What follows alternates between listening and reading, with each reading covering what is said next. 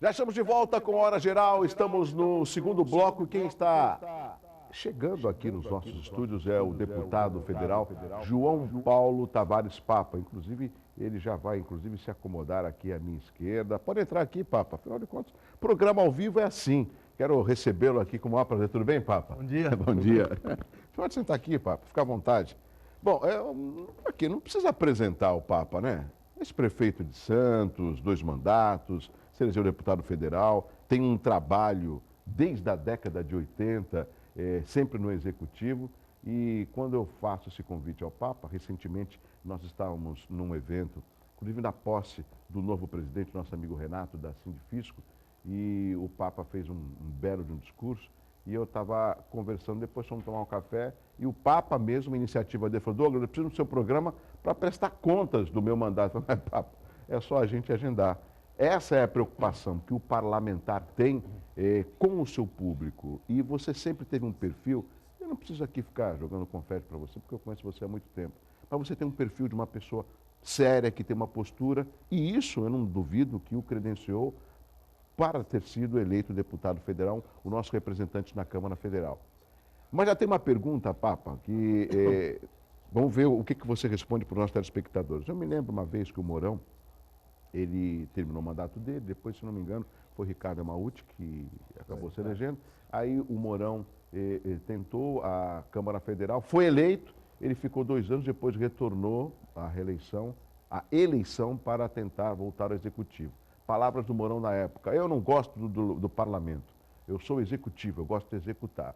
E o Papa foi prefeito em 2 mandatos, agora deputado federal. Qual a sua experiência no parlamento, onde você tem que disputar com mais de 500 parlamentares projetos e ter aí uma aparição significativa, não só na Câmara Federal, mas para a população da região metropolitana que o elegeu também, Papa? Bom, primeiro, bom dia a todos, bom dia a todos. Douglas, muito obrigado pelo convite. Como nós conversamos a semana passada, é fundamental para o político, seja ele do Executivo ou do Parlamento, prestar contas o tempo inteiro. O mandato de um político não pertence a ele, pertence à população. Quer dizer, se você não tem espaços, canais como esse aqui para prestar contas, você praticamente não está exercendo, ou pelo menos em princípio, na vista das pessoas, não está exercendo ou não está representando bem aqueles que são, de fato, os detentores do seu mandato. Então, esse espaço é muito importante para mim e para todos que levam essa atividade a sério, né? O que você coloca, eu lembro bem desse momento em que o prefeito Alberto Mourão deixou a prefeitura depois de alguns mandatos, se não estou enganado, 2 mandatos. Exato. Foi à Câmara Federal e teve um período lá, uma experiência lá, um mandato, depois retornando, fez essa comparação entre o Executivo e o Legislativo. Eu vivi também esse momento e entendi perfeitamente, entendo perfeitamente a análise feita pelo Mourão. São coisas muito diferentes. Uma coisa é você atuar no Executivo, em que as decisões são tomadas o tempo inteiro, queira ou não queira, as demandas chegam diariamente, aliás, de hora em hora, uma demanda nova, um desafio novo, uma preocupação nova, e cobranças, enfim. Essa é a vida do Executivo. Não é só do prefeito, viu, Douglas? Mas todos aqueles que levam a sério a função pública no Executivo, desde um chefe de seção de uma prefeitura, um chefe de uma divisão, de um departamento, um secretário municipal, até chegar ao prefeito. Todos esses executivos têm uma demanda constante. E a sociedade, com a sua dinâmica, enfim, vai também demandando novas coisas, a realidade vai modificando. Então, aquilo é o tempo inteiro tomando decisões e fazendo gestão de recursos e recursos públicos, o que é sempre muito mais difícil, a responsabilidade gigantesca. Você não está cuidando daquilo que é seu, né, como cuida um empresário, você está cuidando do recurso público, com toda a fiscalização, com toda a transparência, as regras que são cada vez mais duras com relação a isso. Então, assim, essa é a dinâmica do Executivo. No Parlamento, e você é um parlamentar, na Câmara Municipal de Santos, uma das mais importantes do país, a dinâmica é outra, a cobrança existe. Sim, aliás, diariamente. Muitas vezes a cobrança é até maior, porque o cidadão, o eleitor, ele compara muito com o executivo, então, às vezes, espera do legislador respostas como se ele fosse do executivo, isso não é possível. Agora, de qualquer maneira, são atividades que têm o mesmo nível de importância, é isso que eu queria dizer. E eu sempre disse isso, quando o prefeito dizia da importância da Câmara, e hoje, no quadro político do país, e com a dinâmica social e política do mundo inteiro, a sociedade mundial mudou e vai mudar e está mudando com as redes sociais, com um novo tempo nós estamos vivendo. A cobrança e a importância do parlamento é cada vez maior. Embora você não consiga demonstrar todos os dias realizações, a sua presença na Câmara Municipal, a presença dos deputados estaduais e federais nos parlamentos, controlando o executivo, tratando de fazer as transformações que a sociedade espera, e essas transformações elas se dão no legislativo. Essa atividade ela é muito importante, é dificílima. Eu arrisco de te dizer que para quem leva a democracia a sério, talvez ela seja até mais difícil do que a atividade executiva.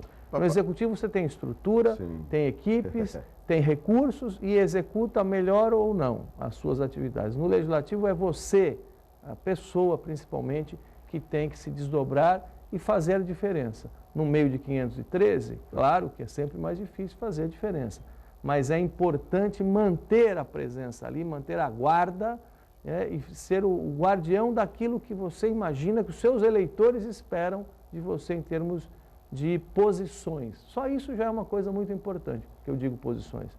A cada semana, uma série de votações são realizadas na Câmara Federal. O que pensa o seu eleitor, ou a média do eleitor, né?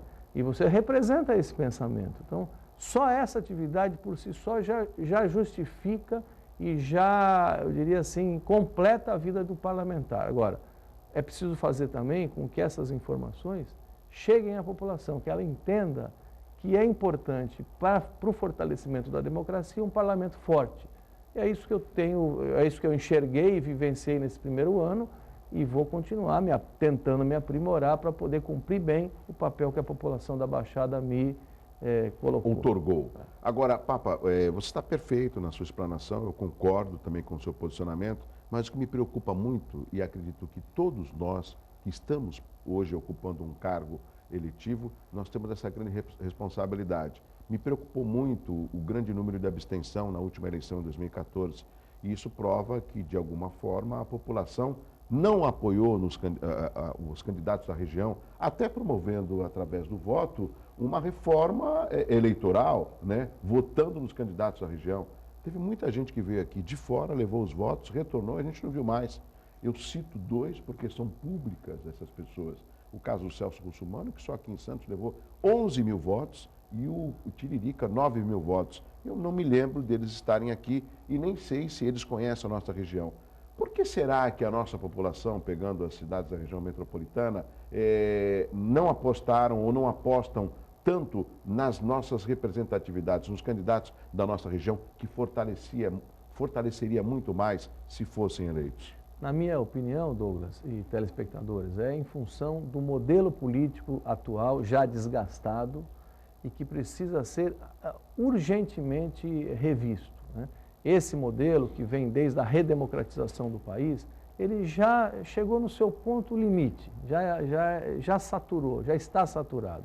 Ele já não convence mais, ele já não atrai mais os eleitores mais jovens, ele causa desilusão por conta disso que você falou, os eleitores apostam num determinado candidato que depois não retorna mais, não dá explicações, não dá satisfações e não cuida daquela região. Sim. Então, no contexto atual político do país, eu diria, como já falei durante esse ano todo, que a reforma política que não foi feita, né, ela foi apresentada, ela foi bastante comemorada, houve um trabalho ali de discussão e votação e, ao final, né, resultou em pequenos ajustes pontuais que não mudaram absolutamente nada o conceito geral que a população hoje já não aposta mais e já não acredita do nosso sistema político. Eu defendo uma reforma política para valer, séria, que comece pela implantação do voto distrital. isso que você colocou aqui agora, tem relação, esse fenômeno tem relação com o nosso sistema.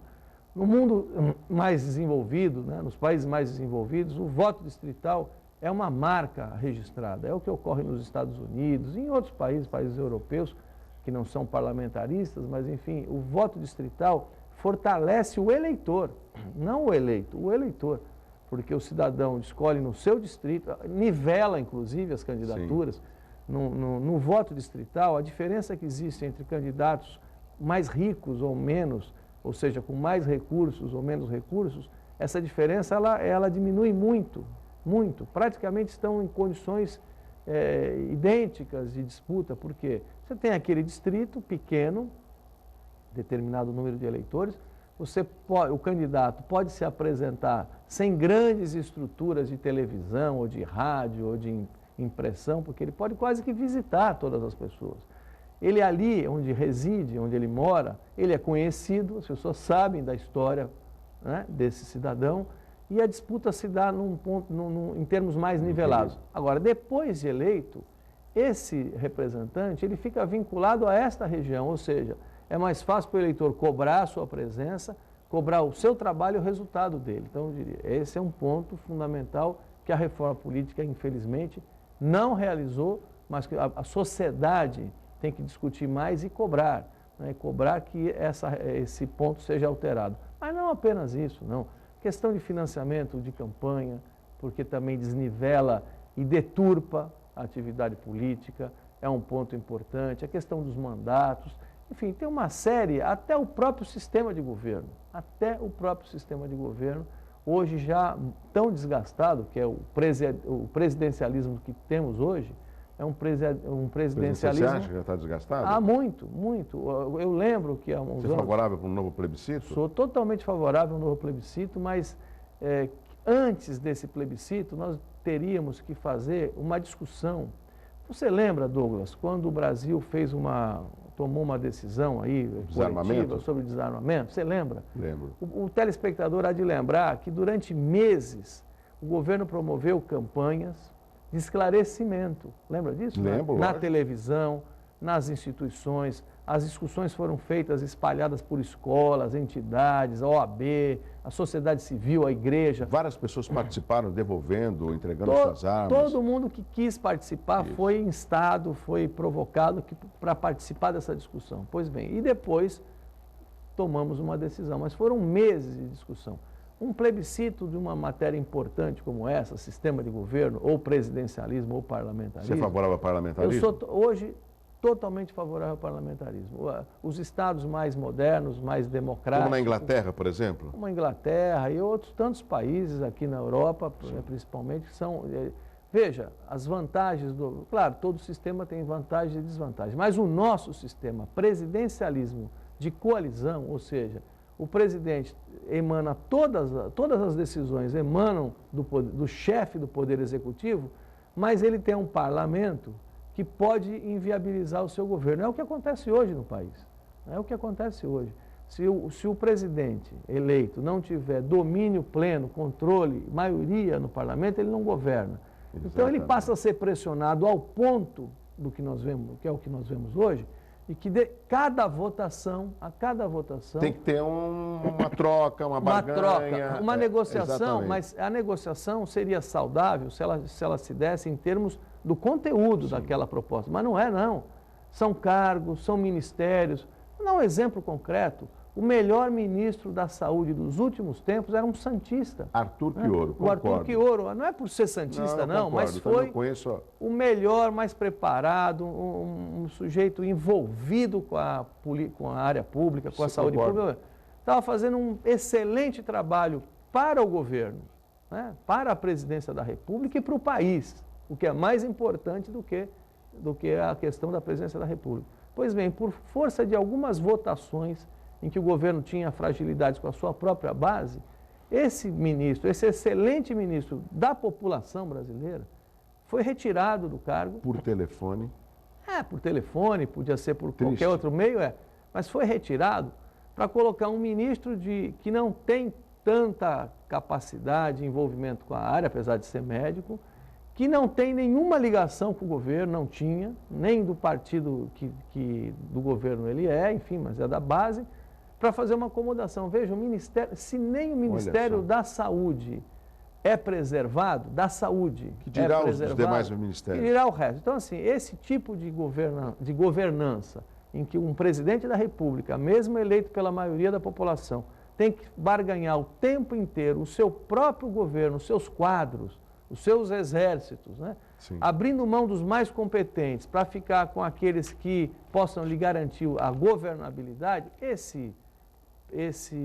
essa filosofia de governo, obviamente, não precisa ser muito estudioso não para perceber, é muito ruim, muito prejudicial ao país. Então, se chegamos a esse ponto, está na hora de repensar o modelo. Vivêssemos hoje, se tivéssemos hoje o sistema parlamentarista, com a crise econômica e política que se instalou no país, nós já teríamos trocado todo o governo, o gabinete inteiro, e sem trauma nenhum. Por quê? É a regra do jogo, não é uma ruptura, é a regra do jogo. Não está indo bem essa equipe, troca a equipe rapidamente para que os resultados venham com mais velocidade. É isso. Eu vou pedir licença para o deputado federal João Paulo Tavares Papa, o deputado Papa, um rápido intervalo. Eu vou até antecipar o break, porque tem muitos assuntos e eu vou tentar otimizar o tempo e também o telespectador. E eu vou já deixar uma pergunta para o próximo bloco. Dos projetos que estão sendo debatidos na Câmara Federal, que tem a participação do deputado Papa, qual que ele julga mais importante aqui para a nossa região, até para que ele possa informar os nossos telespectadores. Eu volto já com o Hora Geral. Olá, amigos de Cubatão. Olá, amigos do Hora Geral. O programa volta já.